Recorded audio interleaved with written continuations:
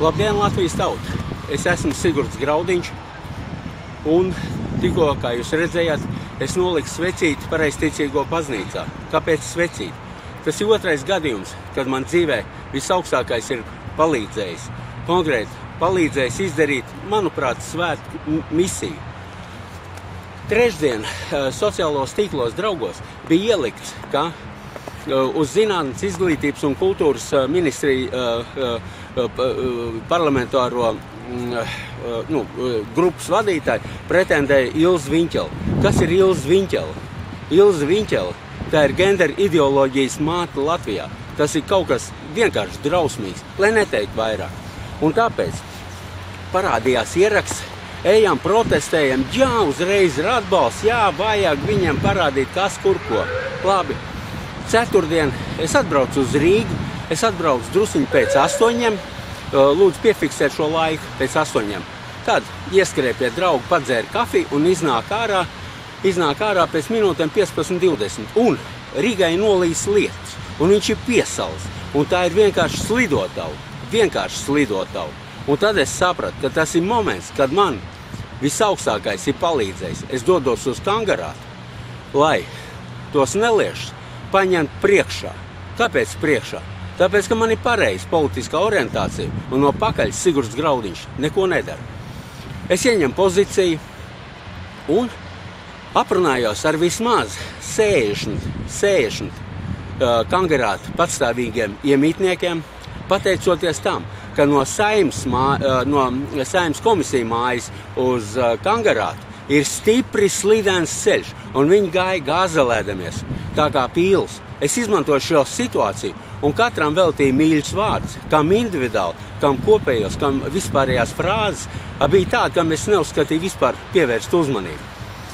Un tā konkrēti saskaņa, vai Latvijā ir opozīcija, es zvēru pie bizoņa astes. Nav opozīcija, ir tikai grupa intereses. Īsāk, Urbanovičs, Dolgopolovs, Cilevičs, pie kā es vērsos. Es saku, veči, jūs sakat, it kā normāli veči, nu labi, kas ir nozagts, tas ir nozagts. Bet nečakarējiet mūsu bērnus, nu nebalsojiet par Viņķeli, nebalsojiet par gender ideoloģiju.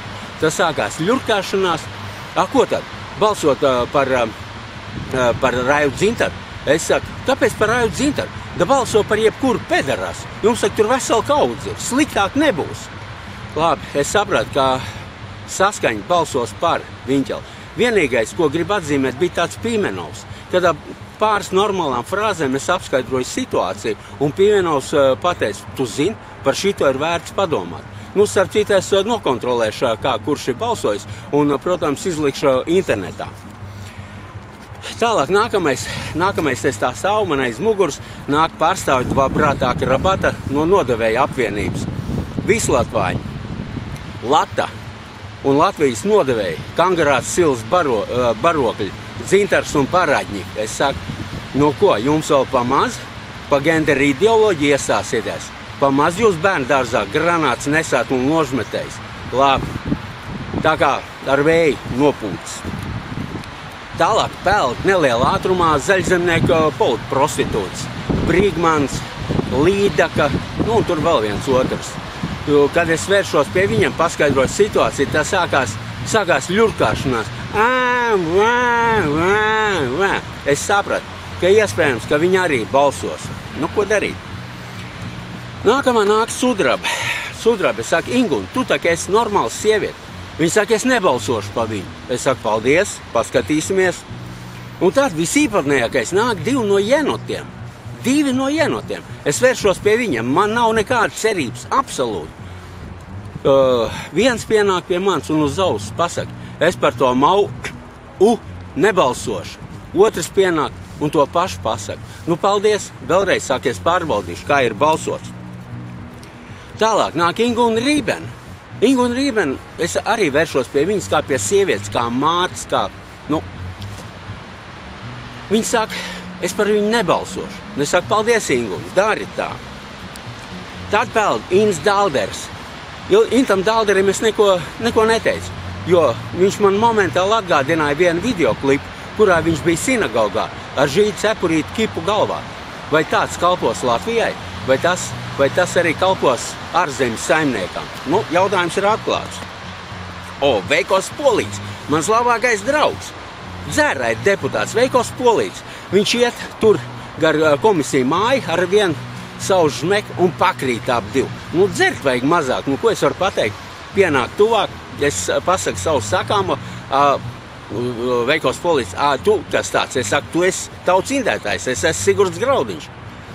Kā balsos? Pie mums ir demokrātija. Nu, kas ir demokrātija?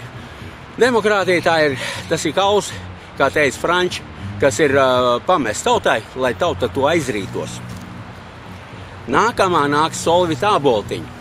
Un šeit, pensionāri, klausieties ļoti uzmanīgi. Es uzskatu, ka es esmu jūsu atriebs, jo viņi bija pāris metrus no manis. Tas savām melnām, ne sevišķi smukām tupelēm. Izrādās, ka laikam nevar atļauties pa 5 štukām kaut ko nopirkt. No manas puses.